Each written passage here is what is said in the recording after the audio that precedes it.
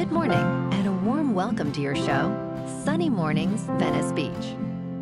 I'm your host, Melissa, and it's Tuesday, December 2nd. You'll be interested to know.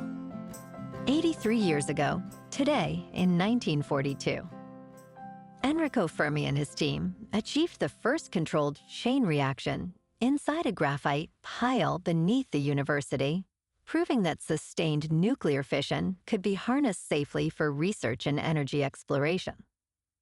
The milestone opened a new era of scientific possibility, demonstrating that careful experimental design could unlock enormous power for peaceful applications and future technological advances. So now you know. And now, it's time for the Surf Report. This morning, it's looking clean with waves around 2 to 3 plus feet. Conditions should hold steady at 2 to 4 feet until midday, then build to 3 to 4 feet. Winds are offshore at 3 miles per hour now, but will shift to sideshore by late morning. Best time to ride is at 8 a.m. with a 5-foot outgoing high tide, when the west-southwest swell is 1.5 feet at 19 seconds. And the offshore wind is 2 miles per hour.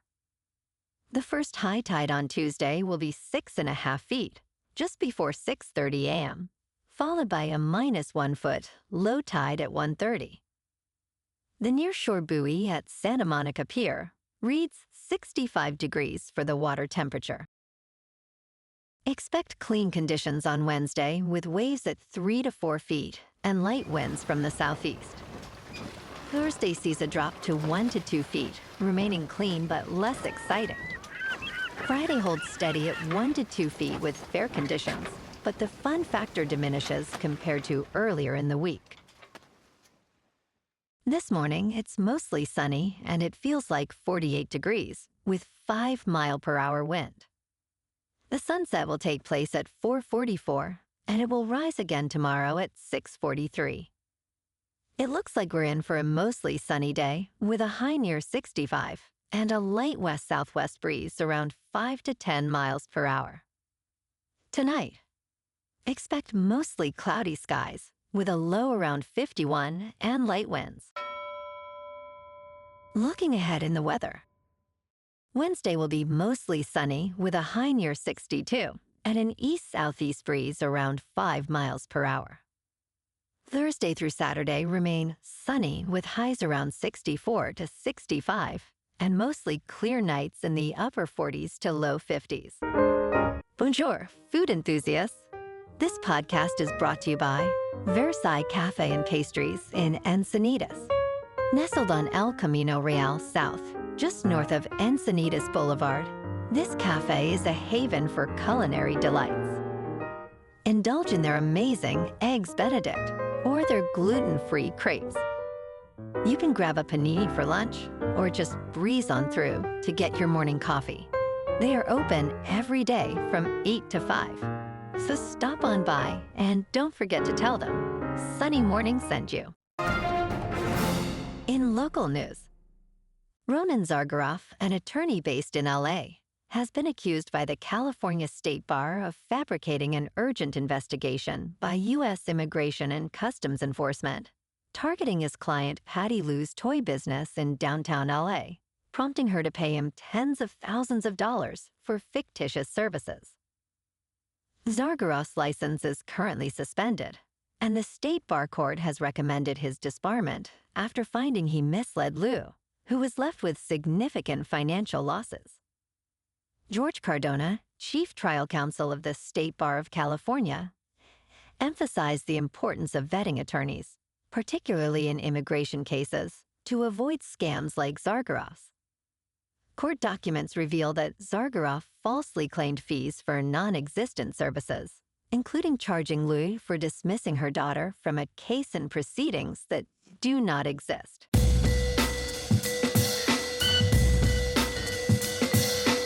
Now on to sports.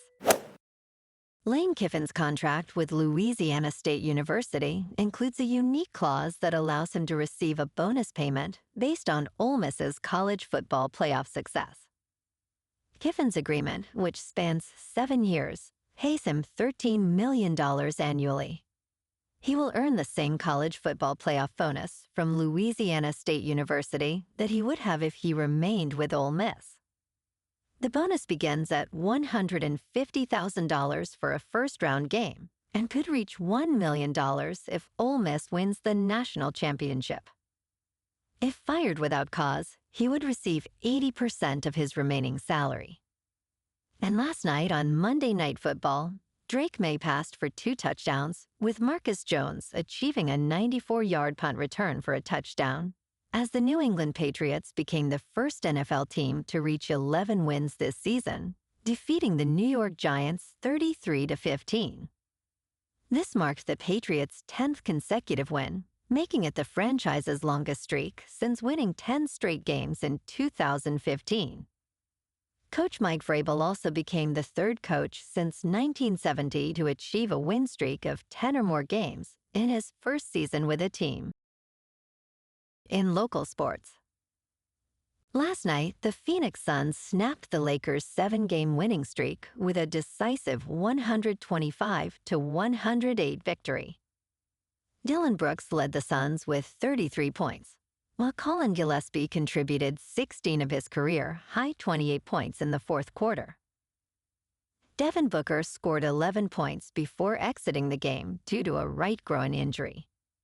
Gillespie hit a career-best 8 three-pointers, helping Phoenix overcome 22 Lakers turnovers and build a 21-point lead. LeBron James scored 10 points, extending his streak of scoring in double digits to 1,297 consecutive regular season games. In top news, Aidan Toner-Rodgers, a 27-year-old graduate student at the Massachusetts Institute of Technology, rapidly gained attention in economics with his influential paper on artificial intelligence's impact on workplaces. However, concerns arose when a computer scientist questioned the study's authenticity. Despite his promising start, Toner-Rodgers was later disavowed by MIT and left the institution. Mentors expressed disbelief at the extent of his deception, as he seemingly fabricated the entire study. In the wake of the scandal, MIT is discussing ways to improve research integrity among graduate students. Toner-Rodgers admitted to faking a data use agreement, claiming it was a major error. In business news, Costco Wholesale Corporation joined a growing list of businesses suing the Trump administration to ensure eligibility for refunds if the United States Supreme Court strikes down the president's tariffs policy. This major warehouse club chain filed a lawsuit in the United States Court of International Trade on November 28th, prompted by uncertainty over refund guarantees for businesses paying duties. Costco argues for immediate court intervention, as Customs and Border Protection denied its request to extend tariff determination finalization. The Supreme Court heard arguments on tariffs on November 5th, and justices seemed skeptical during discussions. The ongoing tariff policies have disrupted retail, raising prices and hampering consumer purchasing power. In crypto movement, Bitcoin is up 1% to just over $87,000. Ethereum is down 1% to just over $2,800. And XRP is down 1% to $2.02. Moving on to a more local vibe. In our community spotlight on health and wellness, we are working with a national Pilates studio to bring you some free classes, so listen up. Check out Club Pilates, with several locations in the San Diego area.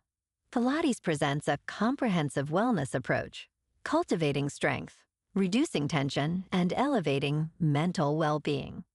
Scientific research affirms its benefits. So now you can check out Club Pilates for a free class, with locations in Encinitas, Solana Beach, Oceanside, La Jolla, and more. Just be sure to tell them Sunny Morning sent you by.